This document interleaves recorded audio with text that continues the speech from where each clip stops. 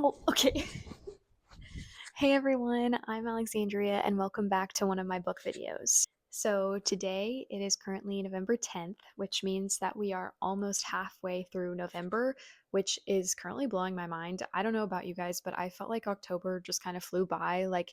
I don't know what it was. Even Halloween didn't really seem like it should have been Halloween. I don't know. Like the vibes just weren't here this year. And I don't know why, but that's okay because we are still soaking in as much fall reading as we possibly can, which is what this video is about. So today I wanted to go through and talk to you guys about the 6 books that I've read this fall. I'm definitely still trying to squeeze in a few more here at the end. Like, I'll tell you guys at the end of the video kind of what I'm hoping to read before December hits, but I don't know. I just wanted to go through and talk about some of the books that I've read. Okay, this is a side note also before we get going, but I just feel like so cozy. We've got the warm sweater on, we've got our little fall pants on, and our warm socks. So without further ado, let's get into some books.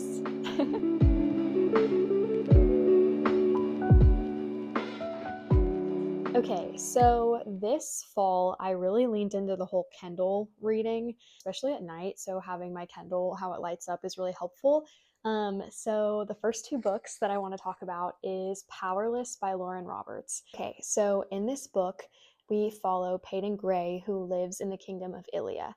Ilia is divided into ordinaries and elites. Back in the day, there was a disease that came through the kingdom, and this disease gave people either powers, which became the elites, or the disease left them as ordinary or without powers. And the king at the time, when the disease came through, decided that if you were not elite and you were ordinary, you were not allowed in the kingdom of Ilia. So, as we follow Peyton, we find out that she, in fact, is an ordinary. So she has no powers. She doesn't have any kind of abilities like most of the people in the kingdom. And in order to stay alive, her father, who tragically is dead in this book, but her father trained her to become a psychic. So she basically took on this persona, and she lives her life as a psychic, basically hiding from everyone that she is an ordinary. So she hides herself away, pretending that she is a psychic, pretending to be an elite in order to survive. She has a best friend, Adina, who actually is an elite in some capacity, but they survive together, and this book follows her life. And it's giving this book gives like Hunger Games mixed with magical fantasy and dystopian love triangle-ness. That was a lot of words, but honestly, they kind of describe it perfectly. Basically, the where the Hunger Games part kind of comes in order to celebrate the king's decision to get rid of ordinaries. They have something called the trials, which is basically where the kingdom was divided into sections, and each section will choose a champion or choose a participant for the trials, where they basically show off their elite ability and kind of celebrate the fact that they're better than every other kingdom around. So if you kind of catch where this story goes, you kind of can guess that Peyton does get picked to be a champion in these trials, which is a problem for her because she has no powers. All of that has kind of been a facade, basically. So you are literally on the edge of your seat in this book.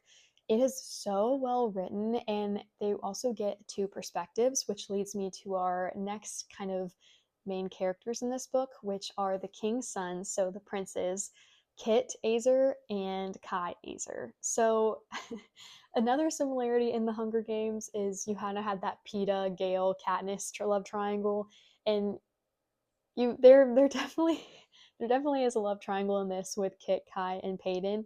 But in the first book, which I'll get to the second book in a second, it is a little bit more of a subplot, but there is just yeah, the love triangle is real and it's so fun to read about. Another thing that I wanted to bring up about Powerless is this is Lauren Roberts' first novel. She wrote this when she was 18, it was published when she was 20, and let me tell you, I would never have known that from the way this book reads. Everything is so clear. I've said before, sometimes in fantasy books, I get overwhelmed because there's so much like lore that I have to know before I understand what's going on. But in this book, she tells you exactly what you need to know right off the bat. It's clear and it kind of makes sense. Like she definitely took some time building this world, which I just really appreciate as a reader. And I just really loved Peyton. She wrote the most perfect heroine that I literally have ever seen. I care for Peyton. I want Peyton to survive. There's so much backstory to her, and I really enjoyed just getting to know her. I've also enjoyed getting to know pretty much all of the characters. She does a really great job of filling out each one. So each one has a specific personality, and you kind of get to see how they all navigate the same kingdom, but from different perspectives, which I really enjoyed. But Peyton is so cool. Like, I kind of want to be her. She has the silver hair, which is like helping her kind of hide between the elites, which I think is super fun. Um, but yeah, so I give Powerless 4 stars. And the only reason this was not any higher is because I immediately started reading Reckless. This is the second book in the trilogy, and I don't want to give too much away because you do have to read the first one to understand the second one, obviously. So if the first one had a subplot ish of romance, the second one, literally so much yearning. So much yearning, which I really like reading about. And if the first one, so on the very first page of the first one of the first book, it is literally hunted, hunter, destined for each other. Read it right now. Do yourself a favor and read it right now. So, because this book has so much more romance and yearning, you just get to know the two main characters like even more than you did in the first book, which I thought was so fun. This book is a it's like an adventure book in the second one. If the first book was very like Hunger Games and taking place more so in the kingdom and in the trials, you do kind of go outside of the kingdom of Ilia and you get to kind of explore the neighboring kingdoms, which I found really fun. I just love Peyton so much, and it was so fun to read kind of more about her story, but also the cliffhangers in this series. Literally crazy. I can't imagine reading these books as they were coming out, like having to wait a year or more to find out what happens to these characters. Like I can't do it. Like I'm already kind of mourning the fact that I'm about to be done with these books because I am about to start reading the third one and I'm kind of scared because I don't want them to be over.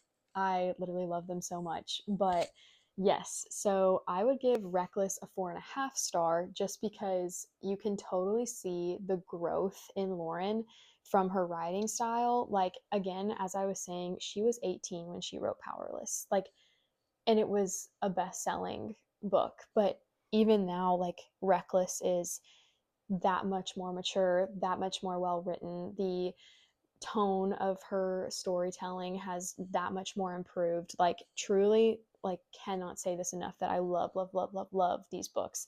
So I am again reading Fearless, which is the third book in the trilogy, so I will keep y'all updated on that. But these really were such great books to read in the fall. I feel like I say this every time I'm talking about fantasy books, but just something about magic and like woods and fairies and magical powers that just kind of screams cozy fall. Like you want to go read it in a cabin, as like the leaves are changing. So yeah, these are perfect for reading in the fall. I'm going to say they're perfect to read any of the time because I love them so much, but especially in the fall. Okay, so the next book that I read this fall is The Academy by Ellen Hildebrand and Shelby Cunningham. Okay, this book, I have never needed to talk about a book more than this one. I read this whole thing, and every time I turned the page, I was more confused and more, I don't want to say lost. I just, I don't know. I just need to talk about it. So let's do that. But basically, this story takes place at a boarding school in New England.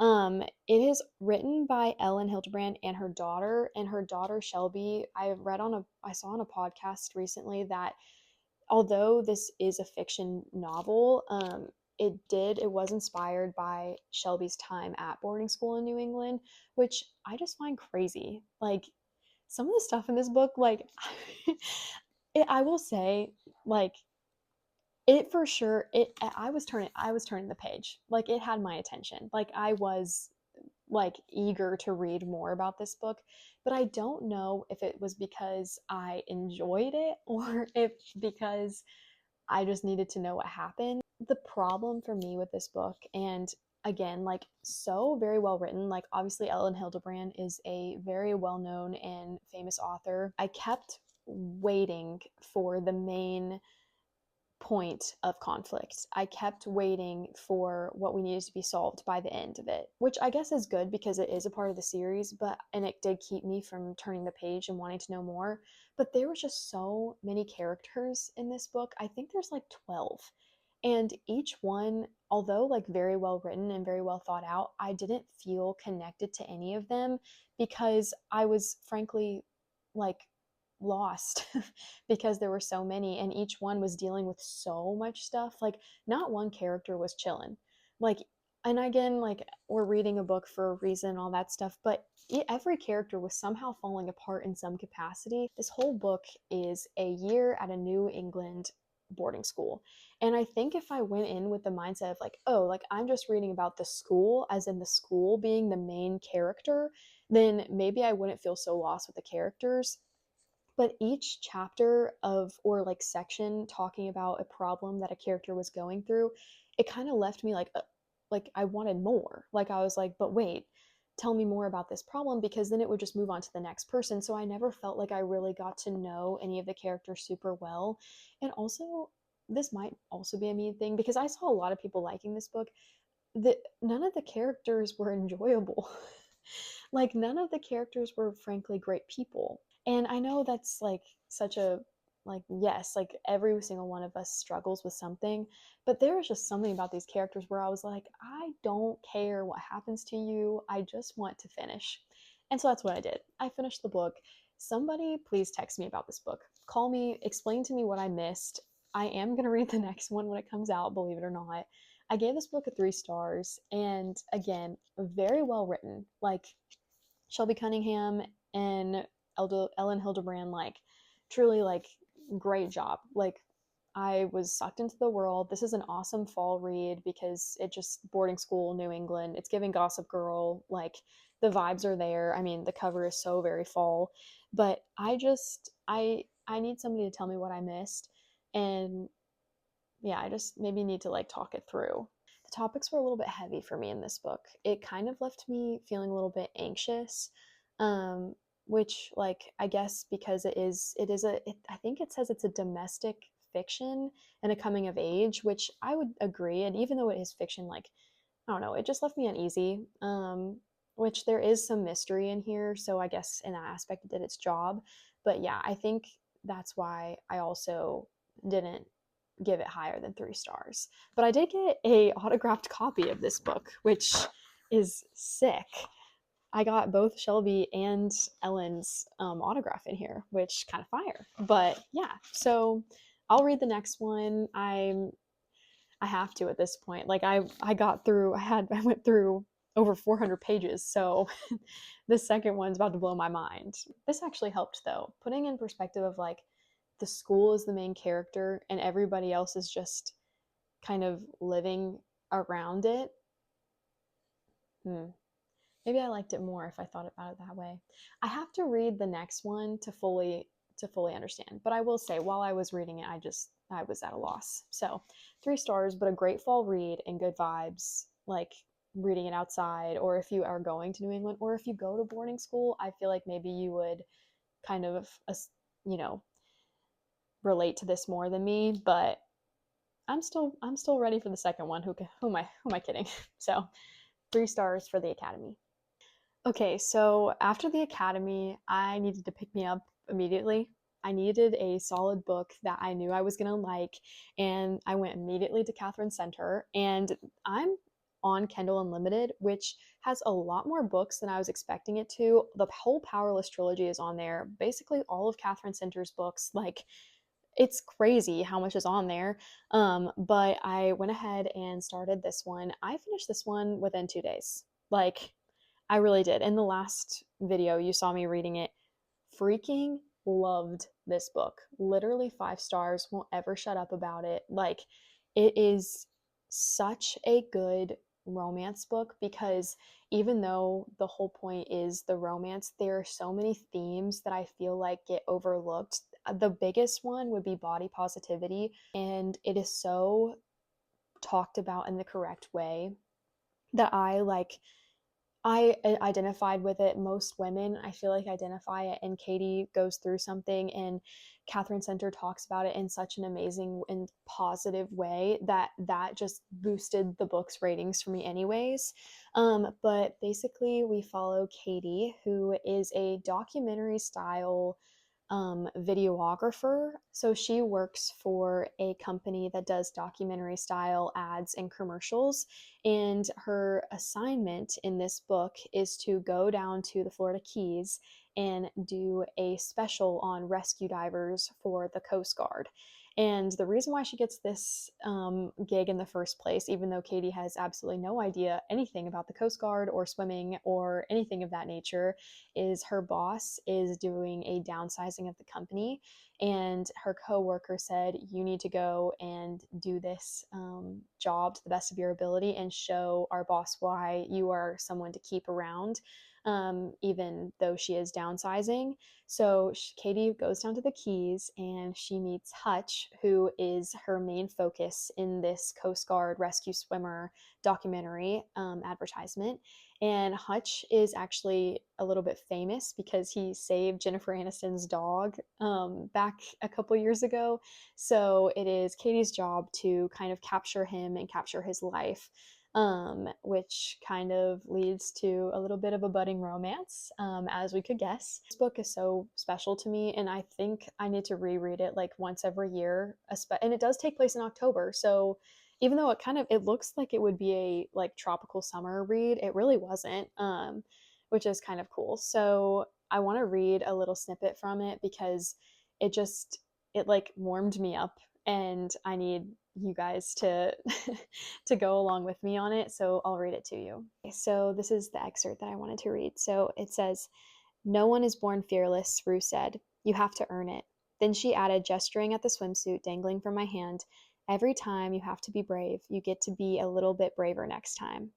And then it kind of skips around, but it says, "It doesn't matter what anybody thinks if you're having fun, and all the fun is in color," which literally just like gave me chills when I read it. Being every time you're brave, you get to be a little bit braver next time. I feel like everyone could take that advice, and it literally kind of made me tear up when I read it because that's just so true. So I would give The Love Haters 5 stars. I will read it every year in October. Mark my words. So, so, so good. Okay, so we have 2 more books, and my lighting is leaving. Thank you so much, daylight savings, but hopefully you can still see me. I mean, it's not dark. So, the next book that I wanted to talk about, holy Lynn Painter. The hold this woman has on me is unbelievable. I think I will like everything she writes, no matter what it is. Like, she could write a medical annotated article and I probably would cry at the end. Like, truly, such a special woman. If I ever meet her, I think I'll drop dead. Like, I'm obsessed with her, and I'm obsessed with her books. So let's get into it.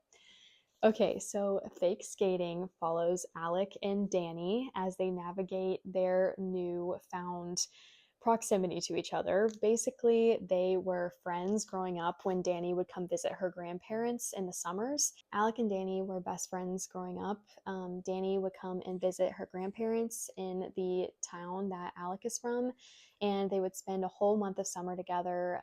They would just run around and have fun and be kids. But when Danny's grandmother passes away, there is a falling out between her grandfather and her father, who is in the military. So, something important to know about Danny is she is a military kid, so she kind of grew up moving around a lot, most recently in Germany, which is crazy. But her parents are unfortunately getting a divorce, and so they move in Alex's hometown with her grandfather.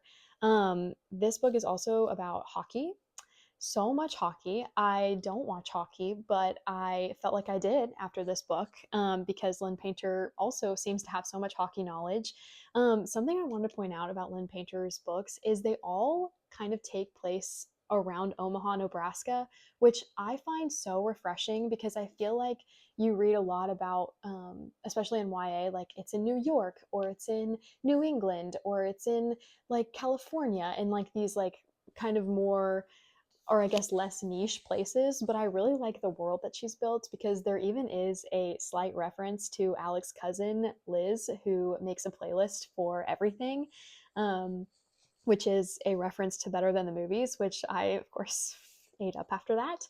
But this is a fake dating, friends to lovers, childhood friends to lovers trope. Literally everything you could ever want in a book, it's in here.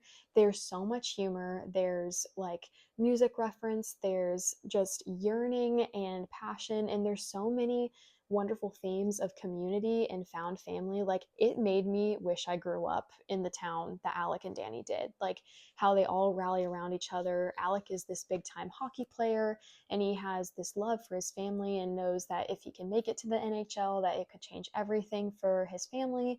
Whereas Danny, she wants to go to Harvard, and so in order to get to Harvard, she needed an extracurricular activity, which led her to being the hockey team's manager, which I think is just kind of the most perfect setup for this fake dating situation happening. But yeah, I mean, if it's not clear, this is 5 stars. I don't want to say too much because I don't want to spoil it for you, but you just fall in love with them. Like, you just fall in love with Alec and Danny, and like everything about them is perfect. And yeah, I'm just Lynn Painter, my girl. I'm really sad that I finished it because now I'm like gonna have to wait until her next book. But I did see that she has another adult book coming out soon, so trust we will be sat when that thing comes out. So definitely 5 stars to Fake Skating. It is literally just the sweetest book. You also get both perspectives. You get Alec and Danny's POVs, which I love when authors do that. And it's just so sweet to kind of see them rekindle their special relationship. And it's cool to see how Alec and Danny, even though both of them have changed in a lot of ways, they still do care for each other, even this new version, this new grown up version of each other, and how they can still see like their younger selves, within each other. So I can't recommend this enough. Another thing that I really like about this book, as it takes place in like the dead of winter, so there's so much snow going on, which just makes it the perfect like November read because it's getting colder and there's talks about scarves and like it's just it, it's so good. Like there's snow on the ground, they're playing hockey, like there's family aspects where Danny is also reconnecting with her grandfather and just how all of that works together. Like it's just such a magical book. And I also know that she's been really hyping up the audiobook. So if you're an audiobook person, I think she has like pretty well-known people. Like Aiden Bissett is one of the people who's Alec. So I think this would, if you're an audiobook person, like I would highly recommend listening to it. You could even listen to the audiobook while you're reading along just to like get, a different perspective. But yeah, literally 10 out of 10, will never shut up. I'm probably going to read it again soon. Who am I kidding? So, yay. Okay, so the last book that I've read in this fall season is Drawn Together by Juliana Smith. This book, the hold this book has on me is unbelievable, truly. Like, literally, we'll never stop talking about it. But basically, in this book, we follow Flora Anderson, who is a children's book illustrator. And in this book, she moves to New York City and she is just starting a new commission for Cedric Brooks' new novel.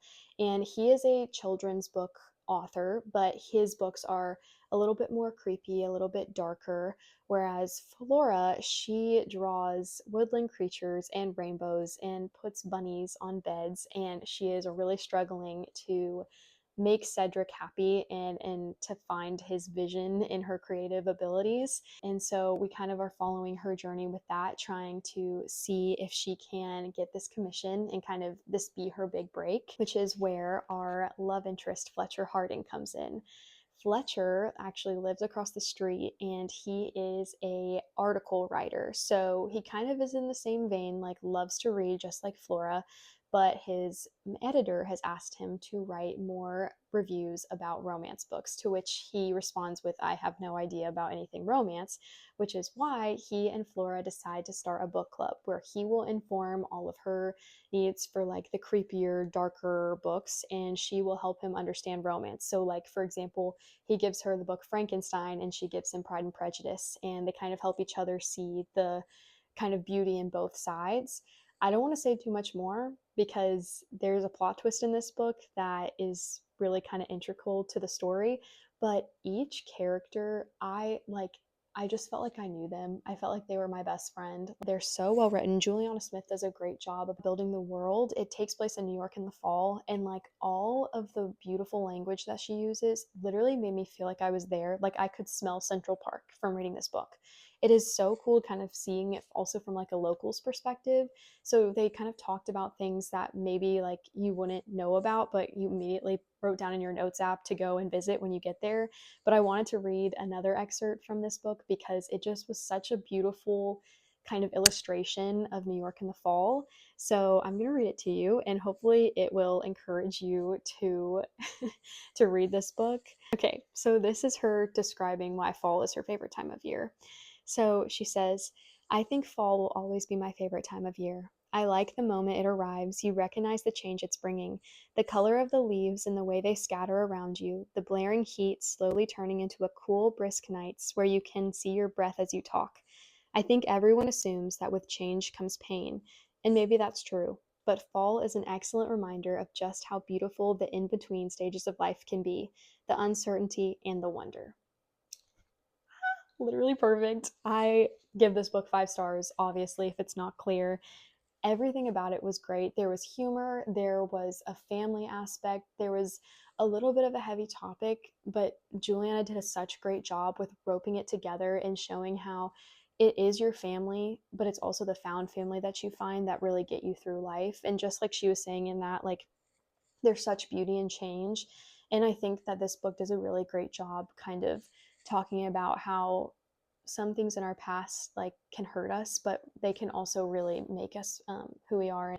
This book is really for anyone who's ever felt too much or too unique, because there are people out there who are going to love all of your weird and quirky and overexcitedness. I know that I felt like that in my life sometimes, and truly, like, there there is nothing wrong with being overly excited. I'll tell you that much. And if you read the book, then you'll understand where I'm coming from. But truly, like, 5 stars. I will never get over it. Ever. Like, ever. Okay, so that is the 6 books that I've read this fall. I truly, like, I have had the best time just continuing this hobby and continuing documenting it all. So thank you so much for watching. Some of my favorite books ever came out of this season of reading. So that's really exciting. I'm excited to keep reading. I'm on my TBR right now. I'm currently reading Fearless, which is from the Powerless trilogy. Wait, I am probably going to finish that before December. But I also have these 2 books that I'm excited to continue reading. This book I found in Barnes & Noble when we went together that one time. You remember how much fun that was? But yeah, I'm honestly, I might save this for the winter because like just the cover is looking more wintry than it is fall, but I don't know. We'll see. It's definitely on my TBR and I'm excited to read it. Also, look how cool the pages are. I'm just like obsessed. So I'm really excited to read this one. And then this one I will be reading as immediately. Probably will be able to finish it within 2 days because I've been looking so forward to it. But this is called If It Makes You Happy, which has been probably my most anticipated fall read, if I could guess. Like, look how perfect that cover is. Come on. I'm kind of going in it blind. All I know is it's a rom-com and it's set in the 90s, but it's giving Lorelai Gilmore and Luke Danes. I can tell you that much. But I'll keep you updated on my reading journeys. But yeah, thank you so much for watching, and I hope I see you guys in the next one. Bye.